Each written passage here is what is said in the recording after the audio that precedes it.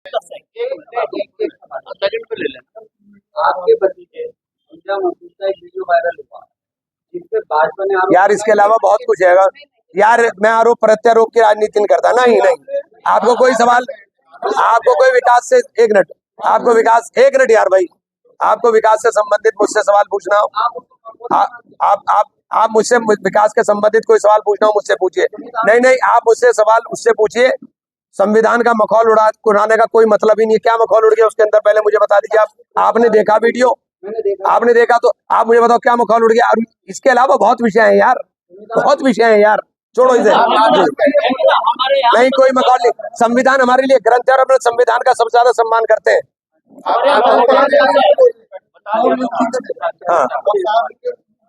हाँ जी जी। और क्या वजह है अखिलेश और राहुल जी किस मुद्दे पर नहीं बोले? आपने राहुल गांधी का भाषण सुना क्या पूरा? माइक बंद हो रहा था, बार बार माइक बंद हो रहा था, तो आपने पूरा कैसे सुना? पूरा मैंने सुना।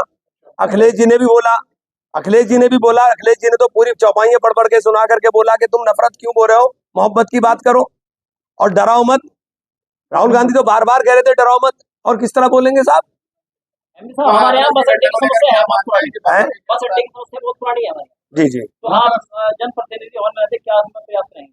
देखिए बस अड्डा स्टेट सब्जेक्ट है, मैं कोशिश करूंगा निश्चित रूप से कि वो बस अड्डा बने। और बस अड्डा यहाँ, क्योंकि यहाँ की आबादी जो जोग्राफिकल वो है, वो आबादी इस तरह की है कि एक कोने पर एक बस अड्डे से काम मुझे लगता है चलेगा नहीं, 2 ही बस अड्डे बनाने पड़ेंगे। ISBT स्तर का देखिए इसे उठा लेंगे इंशाल्लाह, जो भी होगा करेंगे तो ही। देखिए हाथरस की घटना बहुत दुर्भाग्यपूर्ण है। मैं मौके पे सबसे पहले पहुंचने वाले लोगों में था, मैं रात को ही मौके पर पहुंच गया था, और जिस तरह से मैंने लाशों का वहां पे हाल देखा, और बहुत गरीब लोग थे, बहुत गरीब लोग थे। उन लोगों को हमने सरकार से कहा कि मुआवजा राशि बढ़ा के दी जानी चाहिए। श्रद्धालुओं की मौत हुई है, वो आस्था के अंदर अंधा होकर के इस तरह से वो वहां पे इकट्ठा हुए, और कुप्रबंधन की वजह से वहां इतना बड़ा हादसा हुआ। मैंने इतनी लाशें एक साथ लाइन से लगी हुई कभी नहीं देखी। भाई दोषी तो सरकार तय करे कौन है कौन नहीं है। मेरा मामला है मुआवजे का, कि मुआवजा दे उन्हें, क्योंकि अब आप दोषी तय करो कौन है कौन नहीं है तो अलग विषय है, पहले आप मुआवजे की बात करें कि मुआवजा दे। कैसी बात कर रहे हैं यार, जब तुमने सुना नहीं बोल रहे। राहुल गांधी ने कहा हिंदू कभी हिंसक नहीं हो सकता, राहुल गांधी ने कहा हिंदू कभी नफरत नहीं फैला सकता। आप हिंदू के नाम के ऊपर ये नफरत और हिंसा क्यों फैलाने की बात करते हो? राहुल गांधी ने कहा, आपने उसे उल्टा कर दिया। कैसी बात कर रहे हैं भाई? और ये सब रिकॉर्डेड है, रिकॉर्ड के अंदर है, इसलिए कोई भी बात ऐसी मत करो जो रिकॉर्ड के अंदर हो और आप गलत बयान कर रहे हो।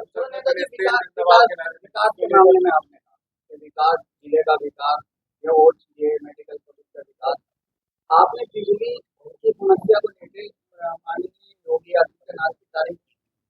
भैया मैंने योगी जी की तारीफ नहीं की थी, मैंने ये कहा था, और आप में से कौन सा आदमी है जो मेरी बात को झुठला देगा?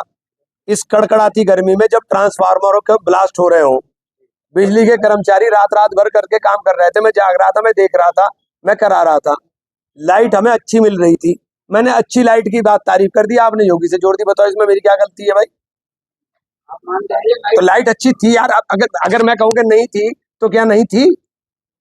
एक मिनट, अगर मैं कहूँ कि नहीं थी तो क्या नहीं थी? बताओ, लाइट 14 घंटे 16 घंटे 18 घंटे मिल रही थी कि नहीं मिल रही थी? सरकारों से अच्छा मांगते हैं। अरे भैया थी, कैसे नहीं थी?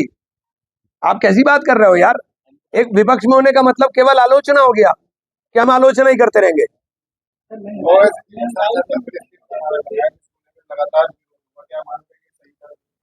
ये फैसला ओवैसी साहब का है, स्पीकर साहब का है, मेरा तो नहीं।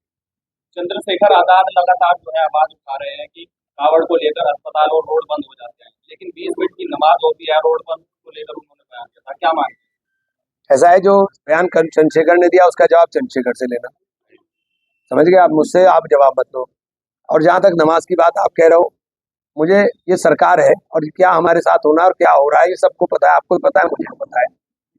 लेकिन ये बैठे जुबैरी साहब क्या नमाज जायज है? अगर सड़क के ऊपर आप पढ़ रहे हैं, सरकार ने मना कर दी, हवा की बातें कर रहे हैं, चंद्रशेखर को तो नहीं मालूम है ना, ये मसले की बात है। अगर सरकार ने मना कर दिया कि नमाज नहीं पढ़ सकते आप, तो आप सड़क पर नमाज पढ़ रहे हैं, आपके अल्लाह ने नमाज ही नहीं कबूल करी, क्योंकि मालिक सरकार है उसकी, परमिशन की आप नहीं पढ़ सकते। सांसद महोदय, आप अभी विकास की बात कर रहे थे, लोग बाग बिजली के बिल से बड़ा परेशान है, कई बिजली बिल आ रहे हैं, उसमें अब आगे क्या करेंगे? ज्यादा परेशानी लोगों को सामना करना पड़ रहा है, उसमें क्या करें? भैया कोई शिकायत पर्टिकुलर आएगी, निश्चित रूप से उसके अंदर कर, बिजली घर की शिकायतें जा रही हैं, लोगों के मैटर करते जा रहे हैं, लोग परेशान हैं, उसमें क्या करें? कनेक्शन तो उन्होंने 4 किलोवाट तक बढ़ा दिया। भैया ये जो देखिए देखिए ये जो जन समस्या है जो लेकर आएंगे, इन मामले में निश्चित रूप से अधिकारियों का भी मीटिंग बुलाएंगे, हम दिशा की मीटिंग बुलाएंगे, उस मीटिंग के अंदर अधिकारियों के सामने रखेंगे। और अगर किसी का व्यक्तिगत रूप से पर्टिकुलर है, मैं आपके माध्यम से कहना चाहता हूँ, मेरे कार्यालय पर आ जाए, मैं बैठा हूँ, मिलूंगा। मैंने तय करा कि मैं हर सूरत में कुछ भी होगा, सैटरडे संडे में तो सहारनपुर ही रहूंगा, चाहे कहीं भी होऊंगा, लेकिन सैटरडे संडे में सहारनपुर ही रहूंगा। मानसून आ रहा है और बाढ़ की स्थिति पहले भी सहारनपुर में देखने को मिली थी, चार्ज को लेकर प्रशासन देखो ये बहुत बहुत ऐसा मुद्दा है कि मैं इसके ऊपर गहन मंथन कर रहा हूँ और कुछ विशेषज्ञों से राय भी ले रहा हूँ। सहारनपुर के अंदर 3 नदियां हैं खासतौर से, एक नदी है पौधोई नदी, दूसरा ढमोला, और तीसरी जो बड़ी नदी है वो है हिंडन।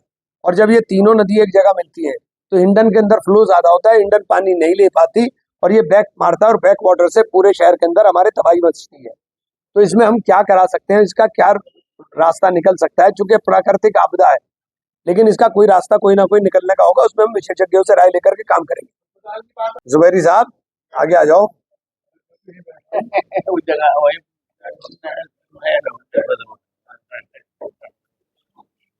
शुरू करें जी।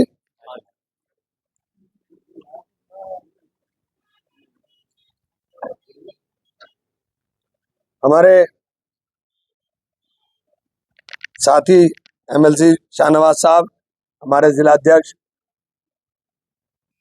भाई संदीप राणा जी, नगर अध्यक्ष भाई वरुण शर्मा जी, हमारे सरपरस्त जावेद साबरी साहब, हाँ, गौरव भाई त्यागी जी, सैनी साहब, शर्मा जी, बबलू जी, शहजाद और अक्षय भाई और तमाम साथी यहाँ खड़े हुए हैं।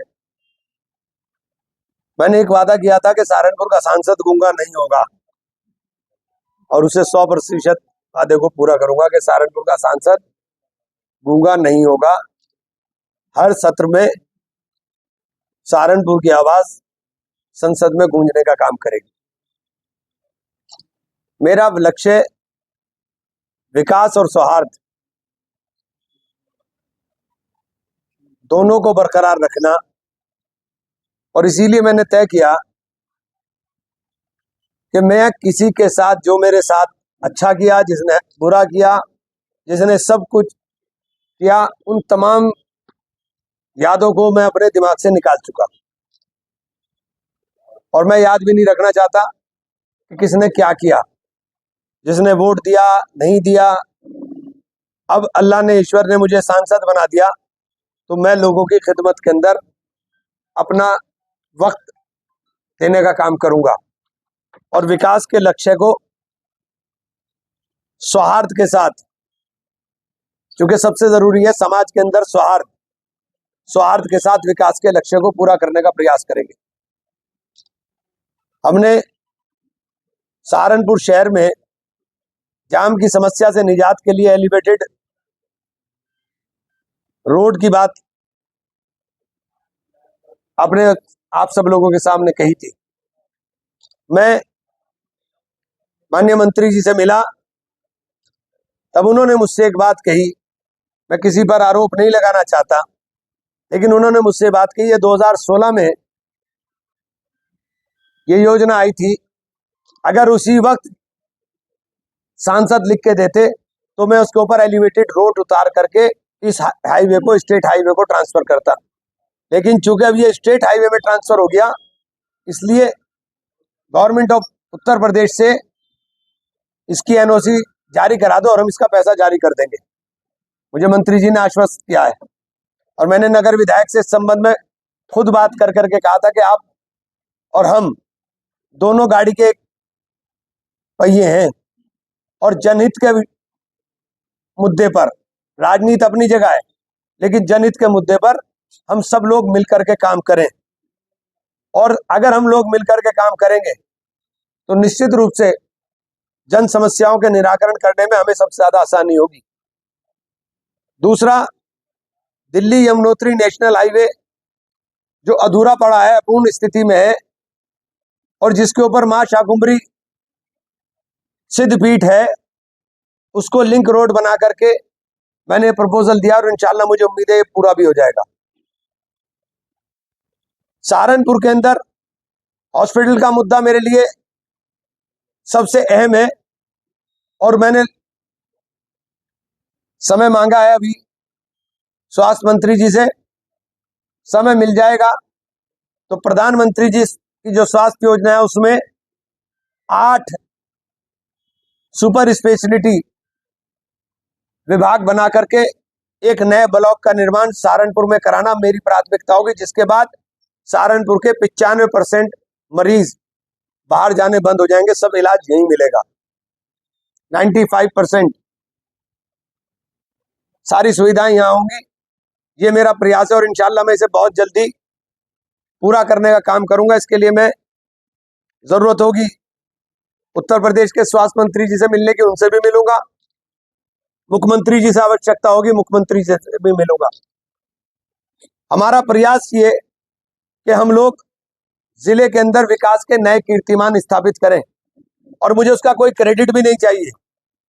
मैंने ये बात पहले ही कहा है कि मुझे उसका कोई क्रेडिट भी नहीं चाहिए, चूंकि मैं अगर जीता हूं तो लोगों के आशीर्वाद से, लोगों की मोहब्बत से, जिस उम्मीदों के साथ लोगों ने जिताया है।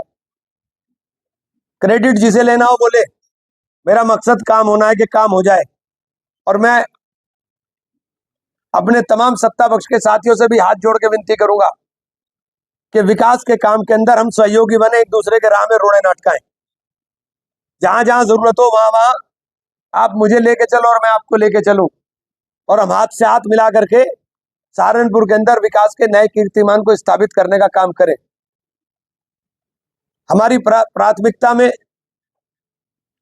सहारनपुर के अंदर जो 2 उद्योग हैं, एक काष्ठ कला उद्योग और दूसरा औषधि उद्योग। काष्ठ कला उद्योग का जो काम है वो आधे से कम रह गया, 1500 करोड़ से घट करके 800 से भी नीचे आ रहा है। मैंने कहा बहुत चिंता का विषय है। इसके अंदर हमें यहाँ पे डिजाइनिंग सेंटर, यहाँ जो सुविधाएं और हम दिलवा सकते हैं वो क्लस्टर यहाँ बन रहा है। वो सुविधाएं दे करके जो मजदूर यहाँ से पलायन कर रहा है, जो दस्तकार यहाँ से पलायन कर रहा है, उसका पलायन रुके, उसको काम यही मिले, इसके लिए हम प्रयास कर रहे हैं। हौजरी उद्योग ऐसा घंटित क्षेत्र के अंदर लगा हुआ एक बहुत बड़ा उद्योग है जो सहारनपुर की पहचान बनता जा रहा है। इसको संगठित कर करके इनके लिए एक नया क्लस्टर का निर्माण हो। मैंने हौजरी उद्योग के लोगों से भी बात की थी और उसके अंदर क्या क्या सरकार की तरफ से हम लोग दिला सकते हैं उनसे भी सुझाव लूंगा, और उसके बाद इस काम के अंदर भी हम लोग प्रगति करने का काम करेंगे। तो खादी अस्पताल की बिल्डिंग बनने डॉक्टर साहब, मैंने जो संसद में बोला था उसमें पर्टिकुलर यही बोला था कि साहब आपने 300 मेडिकल कॉलेज खोलने की बात कही। 15 मेडिकल कॉलेज खुले हैं। इन 315 मेडिकल कॉलेजेस में क्या मानक के अनुरूप उपकरण है, क्या मानक के अनुरूप डॉक्टर है? और जब मानक के अनुरूप ना उपकरण है ना डॉक्टर है तो फिर मेडिकल कॉलेज का मतलब क्या है? बताओ वाले जी, और बताओ। महंगाई कांग्रेस की घोषणा पत्र का एक प्रमुख मुद्दा रही है, तो क्या उम्मीद कर सकते हैं कि कांग्रेस ने जो अपने घोषणा पत्र में 450 रुपए सिलेंडर, पेट्रोल के दाम कम कराने में क्या आप करवा पाएंगे? विपक्ष ने आपके आप एक बात सुनिए, आप बहुत समझदार व्यक्ति हैं। अगर हमने वादा किया तो अपनी सरकार में ही पूरा कर सकते हैं। इस सरकार से क्या विपक्ष इस मुद्दे को उठा करके 450 सिलेंडर? देखिए, हम उठाने की तो जहां तक बात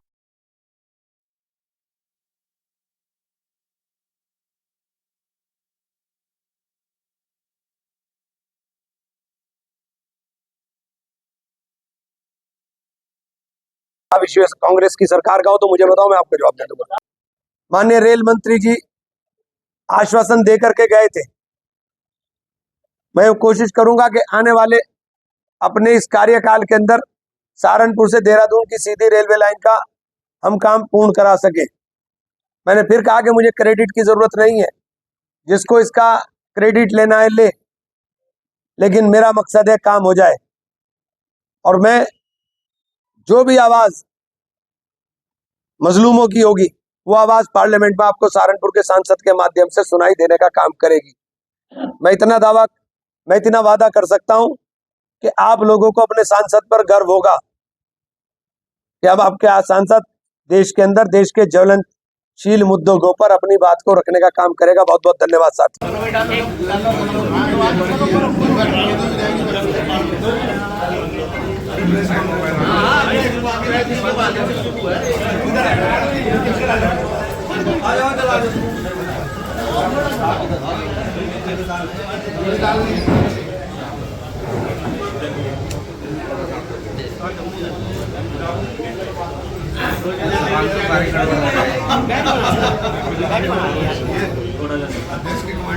कमांड